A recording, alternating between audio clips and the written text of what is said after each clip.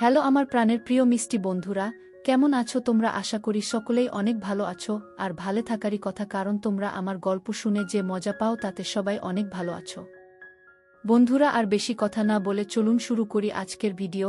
তুমি তো আজ অনেক ক্লান্ত, চলো আমি তোমার মাথায় তেল মালিশ করে দিই, বললেন চাচি। তার নরম হাত যখন আমার চুলে আলতো করে ঘুরছিল, আমার মনে এক অন্যরকম অনুভূতি হচ্ছিল।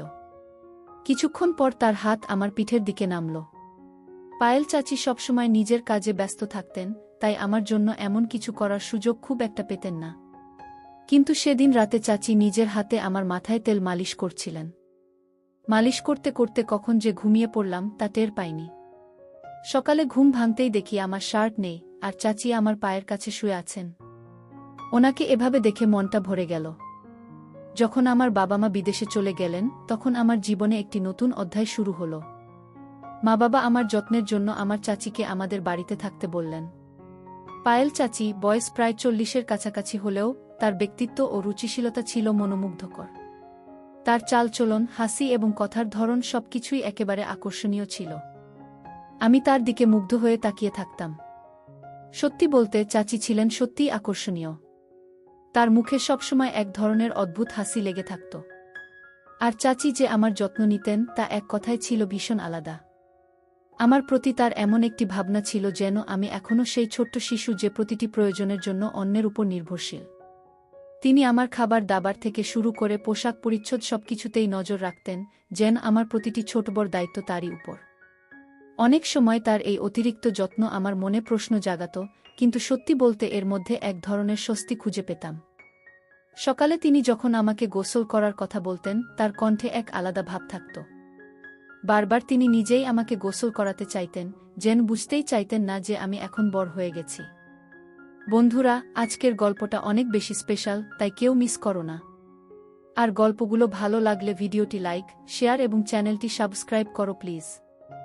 একদিন চাচি আমাকে বললেন, তুমি ছোটবেলায় কতবার আমার কাঁধে উঠে খেলতে গু। আমি একটু লজ্জা করে চাচিকে বললাম, চাচি আমাকে এভাবে লজ্জা দিও না গিয়ে। কিন্তু তিনি থামলেন না এবং গোসলের সময় আমার দিকে তাকিয়ে রইলেন। বন্ধুরা, আমার নাম সৌরভ, আর এখন আমার বয়স 20 বছর। ছোটবেলা থেকে শুনে আসছি যে মায়ের পরেই চাচি ঠিক মায়ের মতো। এই কথাগুলো বরাবরই আমার মনে একটা প্রশ্নের জন্ম দিত, সত্যিই কি চাচি এতটা গুরুত্বপূর্ণ? তবে কখনো ভাবিনি যে চাচি আর আমার মধ্যে এমন কিছু ঘটবে যা আমি কল্পনাও করিনি। যিনি ছোটবেলায় আমার এত যত্ন নিয়েছেন, তার দৃষ্টিভঙ্গি কখন যে এতটা বদলে যাবে বুঝতেই পারিনি। একবার আমার বাবা মা 2 মাসের জন্য বিদেশে গিয়েছিলেন। মা বাড়ির দেখাশোনার জন্য একজন সহকারী পাঠিয়েছিলেন। পরদিন সকালে যখন ঘুম থেকে উঠলাম, হঠাৎ দরজার ঘণ্টা বাজল। যেহেতু মা বাবা বিদেশে ছিলেন, তাই ভাবলাম হয়তো কেউ এসেছেন। দরজা খুলতেই সামনে দাঁড়িয়েছিলেন এক লম্বা, সুন্দরী এবং আত্মবিশ্বাসী মহিলা। তার চোখে ছিল এক ধরনের ঝলক আর মুখে ছিল মৃদু হাসি। তিনি হাসতে হাসতে বললেন, এই বাড়িতে একজন কাজের মহিলার দরকার ছিল, তাই না? আমি তাকে মনোযোগ দিয়ে দেখলাম এবং বললাম, হ্যাঁ, সম্ভবত আমার মা আপনাকে ডেকেছেন। তারপর তাকে বাড়ির ভেতরে নিয়ে এলাম। যখন তিনি ঘরে ঢুকলেন, আমি তাকে রান্নাঘর দেখালাম। তবে তিনি এমনই অভিজ্ঞ ছিলেন যে রান্নাঘরে কি কোথায় আছে তা সঙ্গে সঙ্গে বুঝে গেলেন, যেন আগে থেকেই এখানকার সবকিছু তার জানা। আমি ভাবলাম, এটা খুবই ভালো হলো। মা নিশ্চিন্তে থাকতে পারবেন। তখনই মাকে ফোন করে জানালাম যে কাজে মহিলা এসে গেছেন। মা এটা শুনে অনেকটাই নিশ্চিন্ত হলেন। আমিও বুঝলাম এখন আর একা থাকার অনুভূতিটা থাকবে না। সারাদিনের কাজের পর সন্ধ্যায় কাজের মহিলাকে ছুটি দেওয়ার সময় এলো। হঠাৎ করেই তিনি আমাকে বললেন, সৌরভ, সকাল থেকে তোমার সাথে আছি, কিন্তু তুমি এখনও আমাকে চিনতে পারোনি গে। তার কথা শুনে আমি অবাক হয়ে গেলাম। বললাম, আমি জানি আপনি বাড়ির কাজের সহায়তা করতে এসেছেন, তবে আর কি পরিচয় আছে আপনার? তিনি হাসতে হাসতে বললেন, আমি এ বাড়িতে কাজের মহিলা হিসেবে এসেছি বটে, কিন্তু আগে আমাকে তুমি পায়েল চাচি বলে ডাকতে। আমার নাম পায়েল, তোমার ছোটবেলা থেকেই আমি তোমার দেখাশোনা করেছি গু। আমি বিস্মিত হয়ে বললাম, আমার জানা ছিল না যে পায়েল চাচি আমার জন্য এসেছেন গু। পায়েল চাচি এই কথা বলতেই তিনি আমার হাত নিজের হাতে নিলেন, আর তার স্পর্শে মায়ের মতোই এক ধরনের স্নেহ অনুভব করলাম। আমার মনে অদ্ভুত এক আনন্দের ঢেউ বয়ে গেল। আমি তাকে বললাম, এত বছর পর আপনাকে দেখে সত্যিই আমি খুব খুশি হয়েছি। ও সন্ধ্যা প্রায় 6টা বাজে, তাই তাকে বললাম, আজকের কাজ শেষ, এখন আপনি বিশ্রাম নিতে পারেন। কাল সময় মতো চলে আসবেন। তখন তিনি বললেন, সৌরভ, আমার নিজের থাকার জন্য কোনো বাড়ি নেই। তুমি যদি আমার বেতনের কিছুটা কমাও তাও সমস্যা নেই, তবে যদি তোমাদের বাড়িতে একটি ঘরে থাকতে পারি তাহলে ভালো হয় গি। আমি সঙ্গে সঙ্গে মাকে ফোন করে সব জানালাম। মা বললেন, আমাদের বাড়িতে তো একটি ঘর খালি আছে, ওটা তাকে দিয়ে দাও। ও থাকলে তোমার কোনো প্রয়োজন মুহূর্তেই পূরণ করবে, তোমার ছোটখাটো কাজে সাহায্য করবে গি। মায়ের কথা শুনে আমি তাকে সেই ঘরটি থাকার জন্য দিলাম। তিনি সঙ্গে কোনো পোশাক আনেননি, তাই মায়ের কিছু পুরনো শাড়ি তাকে দিলাম এবং মায়ের ঘরে পোশাক পাল্টানোর কথা বললাম। আমি বাইরে চলে এলাম। প্রায় 10 মিনিট পরে আমি মায়ের ঘরে গেলাম, কারণ আমার ফোনের চার্জার দরকার ছিল। তবে ভুলে গিয়েছিলাম যে চাচি তখন ঘরেই ছিলেন। আমি দেখলাম চাচি পোশাক পরিবর্তন করছেন। লজ্জায় তাড়াতাড়ি চোখ বন্ধ করে ফেললাম, কিন্তু চাচি যেন এতে কোনো সংকোচ অনুভব করলেন না, বরং বললেন, সৌরভ, এসো এখানে বসো আর বলতো তোমার মায়ের এই শাড়ি আমার উপর কেমন লাগছে গি। তার পোশাক পরিবর্তনের মধ্যেও তিনি আমাকে সামনে বসতে ডাকছিলেন, কিন্তু আমার মনে হলো এটা ঠিক নয়। চাচি দেখতে অত্যন্ত সুন্দর ছিলেন। বয়স প্রায় 40 হলেও তার শরীর ও চেহারা বয়সের চেয়ে অনেক কম মনে হতো। কিছুক্ষণ পরে তিনি মায়ের শাড়ি পরে ঘর থেকে বেরিয়ে এলেন, আর পুরনো শাড়িতেও তাকে চমৎকার দেখাচ্ছিল। এইভাবে কদিন কেটে গেল। পায়েল চাচি প্রায় 10 দিন ধরে আমাদের বাড়ির কাজ দেখাশোনা করছিলেন। একদিন তিনি আমার ছোটবেলার অনেক স্মৃতি শোনালেন। সেসব শুনে আমি যেন নিজের শৈশবে ফিরে গেলাম। সেই ছোট্ট ছেলেটা যে সবসময় মোবাইলে ব্যস্ত থাকত, এবার নিজেই সে শৈশবের কথা ভাবতে লাগল। চাচি মাঝে মাঝে আমাকে বেশ বিভ্রান্ত করতেন। কয়েকদিন পর হঠাৎই একদিন বললেন, সৌরভ, আজ তোমাকে আমি নিজ হাতে গোসল করিয়ে দেব গো। আমি বারবার না করলেও তিনি হাসি মুখে গোসল করানোর জন্য জেদ করছিলেন। তার কথায় রাজি হয়ে শাওয়ার নিয়ে বের হলাম।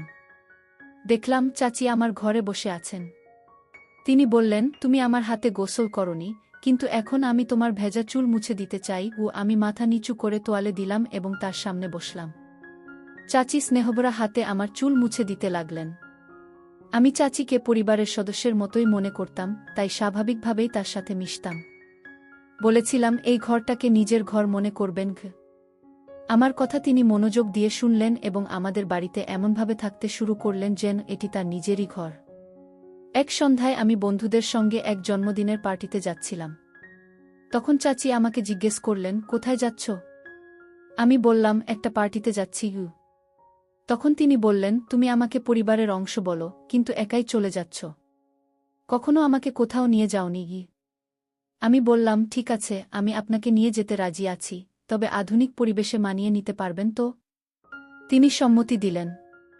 আমি বললাম, মায়ের ঘর থেকে ভালো একটা শাড়ি পরে প্রস্তুত হয়ে আসুন গো। পার্টিতে যখন পৌঁছালাম তখন আমার বন্ধুরা তাকে দেখে ভেবেছিল তিনি আমার বান্ধবী। চাচি এমনই উপস্থিতির অধিকারী ছিলেন যে সবাই ধরে নিয়েছিল তিনি আমার সঙ্গী। চাচি হেসে হেসে বন্ধুদের বললেন, আমি সৌরভের বন্ধু গো। পরে আমি চাচিকে জিজ্ঞাসা করলাম, এভাবে পরিচয় দিলেন কেন? তিনি মুচকি হেসে বললেন, তোমার বন্ধুরা যা ভেবেছে তা দেখে তোমার মুখ দেখার মতোই ছিল। আমি হেসে বললাম, মাফ চাওয়ার কিছু নেই। ঠিকই করেছেন। সেদিন রাতেই চাচি আমার ঘরে এসে বললেন, তুমি অনেক ক্লান্ত হয়ে পড়েছ, আজ তোমার মাথায় তেলের মালিশ করে দিই গু। তার স্নেহমাখা হাত যখন আমার চুলে ঘুরতে লাগল, আমার গায়ে কাটা দিয়ে উঠল। তারপরে আস্তে আস্তে তার হাত আমার পিঠে চলে গেল। মা সবসময় ব্যস্ত থাকতেন, তাই এভাবে তেল মালিশ করে দেওয়ার সময় তার পক্ষে পাওয়া সম্ভব ছিল না।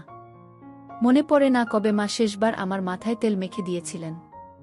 পায়েল চাচিও সাধারণত এতটা সময় দিতে পারতেন না, কিন্তু সেদিন রাতে তিনি নিজের হাতে আমার মাথায় তেল মালিশ করছিলেন। মালিশের আরাম পেয়ে কখন যে গভীর ঘুমে তলিয়ে গিয়েছিলাম বুঝতেই পারিনি। পরদিন সকালে ঘুম থেকে উঠে দেখি পায়েল চাচি আমার পায়ের কাছে শুয়ে আছেন। তাকে জাগিয়ে হেসে বললাম, তুমি আমার পায়ের কাছে কি করছো? চাচি মুচকি হেসে বললেন, গত রাতে তোমাকে মালিশ করতে করতে আমারও ঘুম চলে এসেছিল। সকালে চাচি হঠাৎ আমাকে একটা প্রশ্ন করলেন, যা আমাকে ভাবিয়ে তুলল। তিনি বললেন, গত রাতে যখন তোমার কাঁধে হাত রেখেছিলাম তুমি এত তাড়াতাড়ি ঘুমিয়ে পড়লে। তোমার মা কি কখনো তোমার মাথায় মালিশ করতেন না? আমি সরাসরি কিছু বলিনি, কারণ জানতাম মা সবসময় তার কাজ নিয়ে ব্যস্ত থাকেন। তাই পরিবর্তে বললাম, না না, আমার মা সবসময় আমার যত্ন নেন। এমন কিছু নয়। পায়েল হেসে মাথা নাড়লেন এবং বাইরে চলে গেলেন। এরপর আমরা দুজন একসঙ্গে নাস্তার টেবিলে বসলাম। ঠিক তখনই কলিং বেল বেজে উঠল। দেখি মা এবং বাবা দুজনেই বাড়ি ফিরে এসেছেন। তাদের দেখে আমি খুব খুশি হলাম। বাড়িতে ঢুকতেই দেখলাম বাবার দৃষ্টি পায়েল চাচির উপর আটকে আছে, যেন তিনি তাকে নতুনভাবে দেখছেন। পায়েল সেদিন এত সুন্দর লাগছিলেন যে বাবার দৃষ্টি তার উপর থেকে সরছেই না। বাবার মনোযোগ অন্যদিকে ফেরাতে আমি কাছে গিয়ে তাকে আলিঙ্গন করলাম। মা পায়েলকে ভালোভাবেই চিনতেন, তাই মা পায়েলকে আলিঙ্গন করলেন। সেদিন রাতে খাবারের সময় দেখলাম বাবা আবারও পায়েলের দিকে অন্যরকমভাবে তাকিয়ে আছেন। কেন তিনি তাকে এত মনোযোগ দিয়ে দেখছেন তা বুঝতে পারছিলাম না। তবে বাবার এভাবে তাকানো আমার একটু অস্বস্তি হচ্ছিল। রাতের খাবার শেষে বাবা তার ঘরে চলে গেলেন, আর পায়েল রান্নাঘর পরিষ্কার করছিলেন। কাজ শেষ করে তিনিও তার ঘরে চলে গেলেন। কিছুক্ষণ পর আমি তার ঘরে গেলাম, কারণ সেদিন আমাদের মধ্যে কিছু কথা হয়নি। আমাকে হঠাৎ দেখে পায়েল একটু অবাক হয়ে গেলেন। আমি হাসতে হাসতে বললাম, এত অবাক হওয়ার কি আছে? আমি তো তোমার সৌরভ গো। পায়েল মুচকি হেসে বললেন, তুমি এত চুপিসারে এলে যে একটু ঘাবড়ে গিয়েছিলাম। কিছু দরকার ছিল? আমি বললাম, না পায়েল, বিশেষ কিছু দরকার ছিল না। সেদিন তেমন কথা বলা হয়নি, তাই ভাবলাম একটু দেখা করে যাই গু। পায়েল হেসে বললেন, ঠিক আছে, যখনই দরকার পড়ে আমাকে ফোন করো, আমি তোমার জন্যই এখানে আছি ইউ। তার কথায় আমি হেসে দিলাম, তারপর ঘর থেকে বেরিয়ে এলাম। পরদিন সকাল হয়ে গেল। সকাল 10টা বাজলেও নাস্তা তৈরি ছিল না। সাধারণত পায়েল প্রতিদিন সকাল 8টায় আমার জন্য নাস্তা নিয়ে আসেন, কিন্তু আজ 9টা পেরিয়েও কিছু আনেননি। তখন আমি রান্নাঘরে গেলাম দেখতে কি হচ্ছে। সেখানে গিয়ে দেখলাম পায়েল মাথা নিচু করে চুপচাপ দাঁড়িয়ে আছেন, যেন গভীর চিন্তায় ডুবে আছেন। আমি অবাক হয়ে জিজ্ঞেস করলাম, কি হয়েছে পায়েল? ধীরে ধীরে বললেন, তোমার বাবা ঘু। ঠিক তখনই বাবা রান্নাঘরে ঢুকে পড়লেন। পায়েল তার মুখ আমার দিক থেকে সরিয়ে নিলেন। গতকাল থেকেই বাবা পায়েলের দিকে অন্যরকমভাবে তাকাচ্ছিলেন, যা আমার নজর এড়ায়নি। পায়েল কেবল আমার আত্মীয় নন, তিনি আমার খুব কাছের একজন বন্ধু হয়ে উঠেছেন, এবং আমি তার সাথে এমন আচরণ সহ্য করতে পারছি না। আমার মনে প্রশ্ন জাগছিল, একদিনের মধ্যে এমন কি ঘটেছে যে পায়েল এতটা অস্বস্তিতে পড়ে গেছেন। রাতে শুতে গেলাম, কিন্তু মনটা অস্থির ছিল। কিছুক্ষণ পর ভাবলাম পায়েলও ঘরে গিয়ে দেখে আসা উচিত। তার ঘরের দরজার কাছে পৌঁছেই দেখি বাবা ইতিমধ্যেই সেখানে আছেন এবং পায়েলের হাতে কিছু টাকা দিচ্ছেন। কেন হঠাৎ করে এত টাকা দিচ্ছেন সেটা বুঝতে পারলাম না। সামনের দৃশ্য দেখে আমার মনের মাঝে অস্বস্তি বাড়তে লাগল। পায়েল বাবাকে বলছিলেন, যতক্ষণ না আমি সৌরভের সাথে কথা বলবো, আমি এই বাড়ি ছাড়ব না গি। আমার মনে হলো হয়তো সে আমাকে ভালোবেসে ফেলেছে। দেরি না করে আমি সরাসরি তার ঘরে ঢুকে পড়লাম। বাবাকে জিজ্ঞাসা করলাম, আপনি এখানে পায়েলের সাথে কি করছেন? আমার প্রশ্ন শুনে মাও ঘরে এসে ঢুকলেন। আমাকে দেখে মা বাবার মুখের ভাব কেমন যেন বদলে গেল। মা বাবা আমাকে বলতে লাগলেন, তুমি নিজের ঘরে ফিরে যাও। আমি প্রতিবাদ করে বললাম, আমি আর শিশু নই। আমি জানতে চাই এখানে আসলে কি ঘটছে এবং আপনি পায়েলের সাথে কি করছেন গু। ঠিক তখনই পায়েল আমার কাছে এসে আমাকে জড়িয়ে ধরে কাঁদতে লাগলেন। তিনি বললেন, সৌরভ, এই বাড়িতে তুমি একমাত্র ব্যক্তি যে আমাকে বোঝো। এখানে আসার পর থেকে তোমাকে অনেক কিছু বলতে চেয়েছি, কিন্তু কিছু কারণে চুপ ছিলাম গু। পায়েলের কথায় আমি অবাক হলাম এবং তাকে সান্ত্বনা দিয়ে বললাম, যদি কোনো নিরীহ মানুষের সাথে অন্যায় হয়ে থাকে, আমি তা সহ্য করব না গি। তখন মা পায়েলকে বললেন, তুমি চুপ থাকাই ভালো, আর এখান থেকে চলে যাও। কিন্তু পায়েল উত্তেজিত হয়ে মায়ের দিকে তাকিয়ে বললেন, আজ আর চুপ থাকব না। আমি সৌরভকে সব সত্য বলবো। পায়েল আমার দিকে ফিরে বললেন, সৌরভ, তুমি তোমার এই মা বাবার সন্তান নও। তোমার আসল মা তানিয়া, তিনি আমার বড় বোন। কয়েক বছর আগে তিনি এই বাড়িতে কাজ করতেন এবং দুজন যমজ সন্তানের জন্ম দিয়েছিলেন। তোমার বাবা তাদের একজনকে তোমার দত্তক হিসেবে নিয়েছেন, আর আমি এখন তোমার ভাইয়ের যত্ন করি। তোমাকে ভালোভাবে দেখাশোনা করার জন্য আমি এখানে আছি। এই কথা শুনে আমার মনে নতুন প্রশ্ন তৈরি হল। আমি পায়েলকে দূরে সরিয়ে দিয়ে বললাম, আমি আপনার কথায় বিশ্বাস করি, আপনি আমার মায়ের মতোই। তবে আমি নিজের জীবন নষ্ট করতে চাই না। আপনি যা বলছেন যে তারা আমার আসল বাবা মা নন, আমি তা মেনে নিতে পারছি না।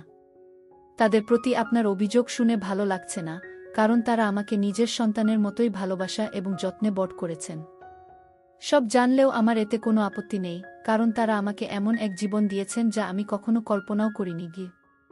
এরপর মা বাবা সিদ্ধান্ত নিলেন যে পায়েলকে পুলিশের হাতে তুলে দেবেন। তবে আমার যমজ ভাইয়ের জন্য তাকে ক্ষমা করলেন, কারণ সে পায়েলের কাছে রয়েছে। কয়েক বছর আগে পায়েল আমার মা বাবার কাছ থেকে কিছু টাকা নিয়েছিলেন।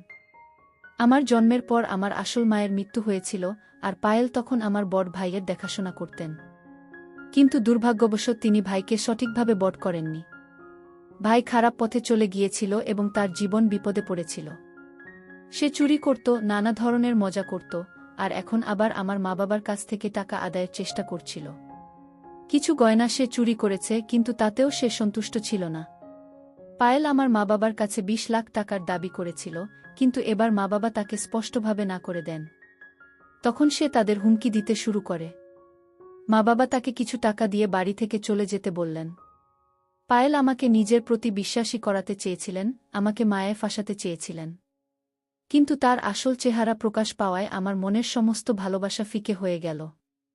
কয়েক বছর আগে মা বাবা আমাকে দত্তক নেওয়ার জন্য পায়েলকে কিছু টাকা দিয়েছিলেন, কিন্তু সে সেই টাকা সঠিকভাবে ব্যবহার করতে পারেনি। যদি সময়মতো সে সেই টাকার মূল্য দিত এবং তার যথাযথ যত্ন নিত, তাহলে হয়তো আজ আমার বড় ভাই সঠিক পথে থাকত। কিন্তু পায়েল তাকে সঠিক শিক্ষা বা দিশা কিছুই দিতে পারেনি।